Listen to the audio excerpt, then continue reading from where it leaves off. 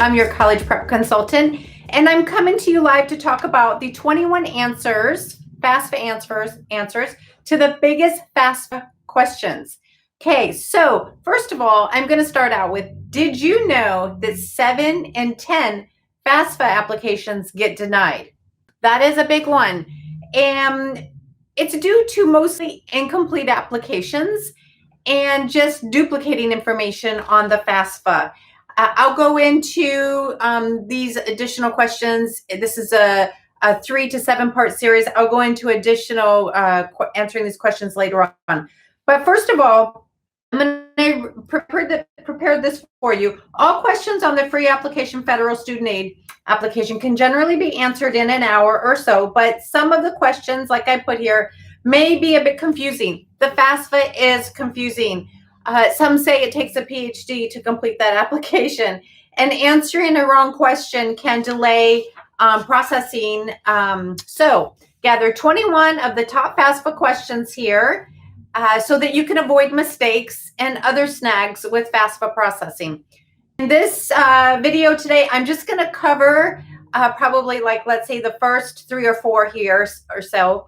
All right, so first of all, is the FAFSA free? Yes, it is. It is free. You can go on to fafsa.ed.gov.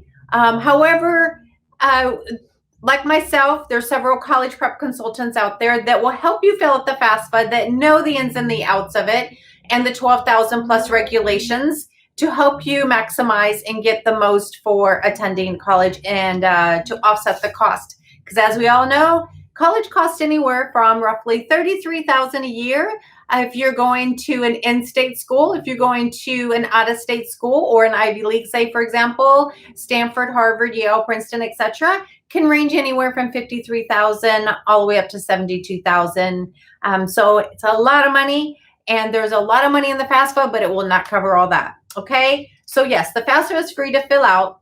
So if someone contacts you, it says here, like, let's say you go out to a school workshop and someone is there helping you fill out the form. That's amazing. If you come to a college prep coach or a consultant to help you fill out the form, of course, there's a fee for that. That will help you increase your chances of getting more money.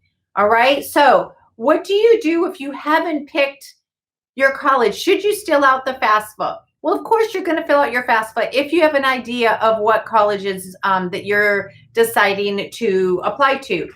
On the FAFSA, it takes up to 10 universities. Now, 10, yes, is the maximum amount that you can include on your FAFSA.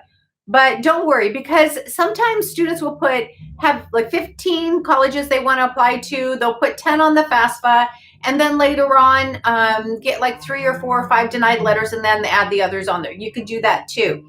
So you can take colleges off as you get denied and add others on your original list. So each school will receive your financial aid information, very important, including your family's income, assets that you included on the form. Now, on the FAFSA form, there is over like 80, 90 questions on there, and it asks anywhere from students' demographic information, parents' demographic information, GPA information, high school information, household information, there's asset information. But keep in mind, and I'll go over this in another video, there are 3 different formulas that help determine eligibility. And which one you are, I'll have that in a video at a later time. So what to do if you haven't picked a college? Like I said, fill out the FAFSA if you haven't picked a college. And as long as you're meeting the deadline, put those colleges on there, and then you can always go back in later on and add other colleges. Okay. Third question: Am I a dependent student or an independent student? This is a big question. A lot of students say, "Well, I work and my parents don't support me, and I'm 18 years old. So can I just claim myself as an independent student?" Absolutely not. Okay. Here are the tips on if this determines if you are an independent student. First of all, believe it or not, you have to be at least 24 years of age. Yes, 24 years of age from Department of Education considers if you're an independent student. Even if you're not living at home, you're still considered an independent 24 years of age, you're considered independent student. Anything less than that, you're a dependent student, and your parents' income information is required.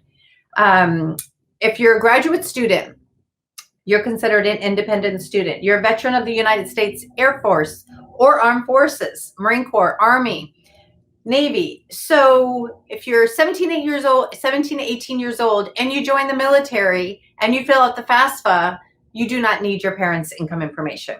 You have children or other dependents who receive 50% or more of their support from you. So you could be 18 years old, and if you are pregnant and you're not totally supporting yourself, then no, you would not be considered independent. You still be dependent because you're not supporting yourself. If you're emancipated minor or in legal guardianship, you're married or separated but not divorced, and at any point after the age of 13, your parents were both deceased. So out of these here, you only have to meet one, okay? Now, there's a lot else involved here as far as independent and dependent, as far as cost of attendance, but I'll go through that in a later video. And the last one I am going to go over is, if my parents aren't paying for my college, do I still need to list myself as a dependent student? Absolutely. Because on the FAFSA, like I said, if you are under 24 years of age, you're considered a dependent student, okay? Which means you will have a dependent budget, okay? A dependent budget and independent budget are two different budgets. Dependent budget is much lower, independent budget is much higher.